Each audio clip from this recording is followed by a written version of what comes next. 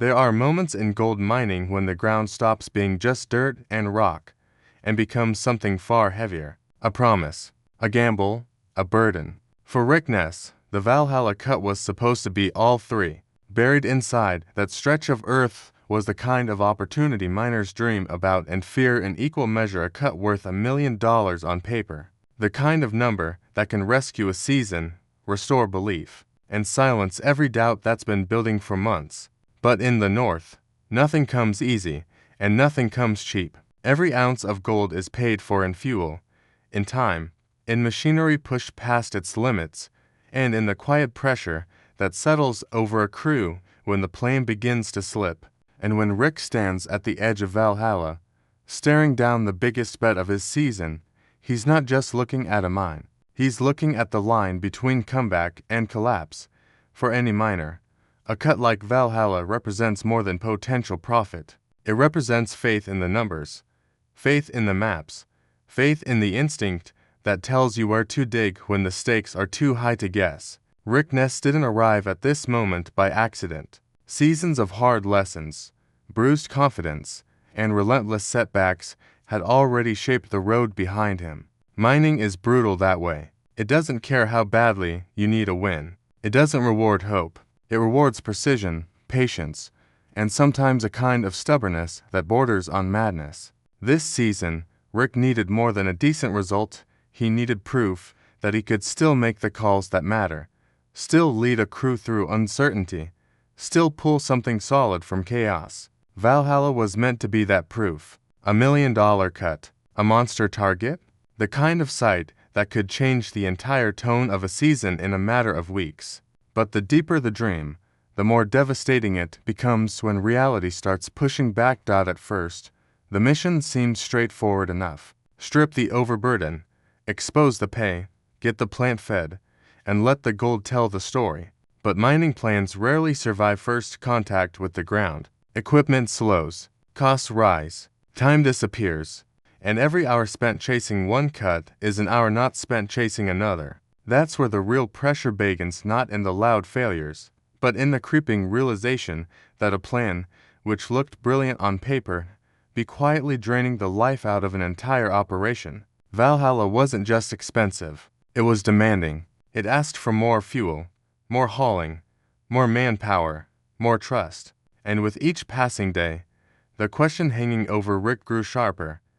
How much do you sacrifice for a promise that still hasn't paid you back? You can feel it in the air around the claim. The confidence gets thinner. Conversations get shorter. Every machine breakdown feels bigger than it should. Every delay hits harder, because now it's no longer about whether Valhalla holds gold. It's about whether Rick can afford to keep believing in it. $1 million cut sounds powerful when spoken out loud, but in the field, value means nothing until it's in the box. Until then, it's just dirt with a price tag attached. And that's the trap. The longer you invest, the harder it becomes to walk away. Pride gets tangled up with logic. Hope starts disguising itself as strategy. And somewhere in that tension, Rick Ness is forced into the loneliest part of leadership, making a decision that could save the season while making it look, from the outside, like defeat.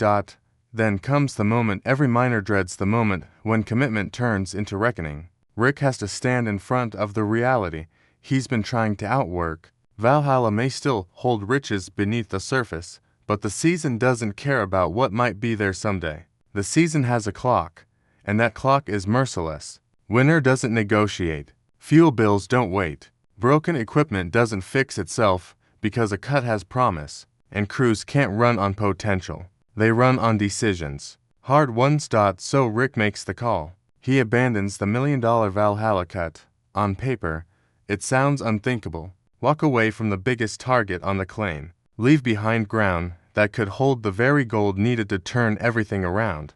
But this is where mining stops being a treasure hunt and becomes something colder, smarter, more brutal. Sometimes survival doesn't come from digging deeper. Sometimes it comes from knowing when to stop. The turning point isn't the loss of Valhalla, it's Rick choosing not to let that loss consume everything else. In that decision, there's pain, there's frustration, maybe even a sense of humiliation, but there's also clarity. because for the first time in the season, the goal becomes simple again, not chase the fantasy, but protect what's left. Save the season, save the crew, save the chance to fight another week. And that's what makes the moment so powerful. Rick isn't walking away because he's weak. He's walking away because he finally understands the true cost of staying. In a business built on risk, courage and always charging forward. Sometimes courage is pulling back before the ground swallows your whole year alive.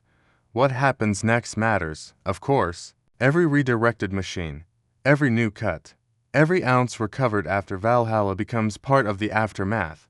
But the real story lingers in the decision itself. Gold mining has always sold the dream of striking it big, the sudden breakthrough, the jackpot in the sluice, the gamble that pays off in glittering proof. Yet the deeper truth is less romantic and far more human. Success in this world is often built not on the baits you win, but on the disasters you refuse to let destroy you. Rick Ness may have left $1 million in the ground, but by doing it, he may have preserved the one thing even more valuable than a rich cut, a season still worth saving.